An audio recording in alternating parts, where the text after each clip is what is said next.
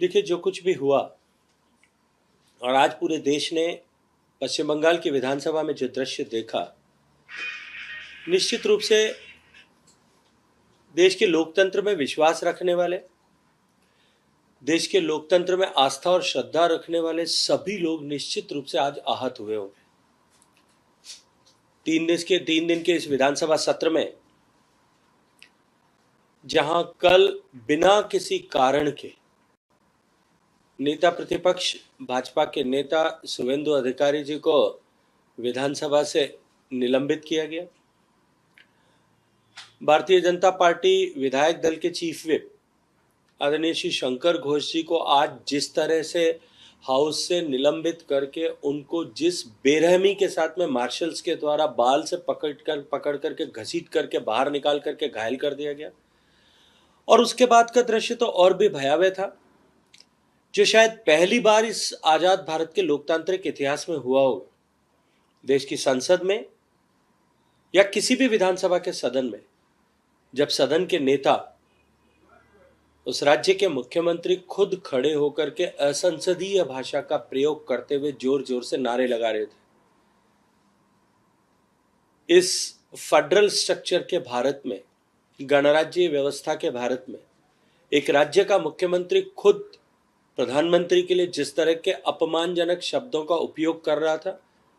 वो निश्चय ही हृदय विदारक भी था और लोकतंत्र की हत्या का एक और उदाहरण भी था। जिस तरह से असंसदीय भाषा का प्रयोग माननीय प्रधानमंत्री जी के लिए उनकी जाति को लेकर के किया गया, और ये जानते हुए भी कि इस तरह के शब्द का प्रयोग करने के कारण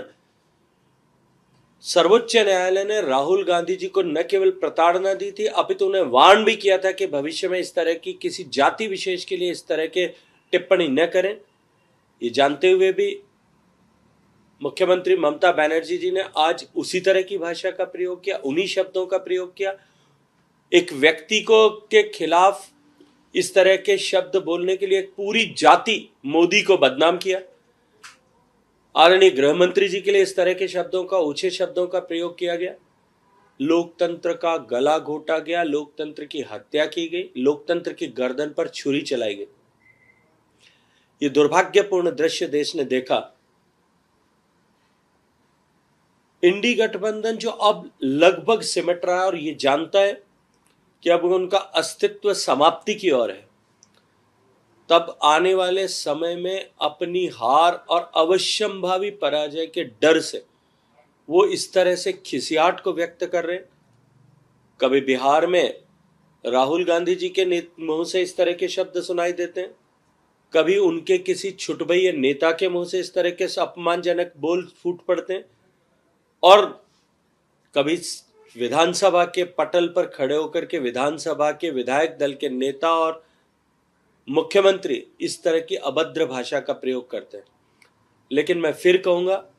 ये जनता है, सब देख रही है। समय आने पर ऐसे सारे कुकर्मों का हिसाब जनता बराबर करेगी, और भारतीय जनता पार्टी भी इस अपमान को सहन नहीं करेगी, इसका प्रतिकार करेगी, और ऐसा करने वालों को निश्चित रूप से पश्चाताप करना पड़े, इसको सुनिश्चित करेगी।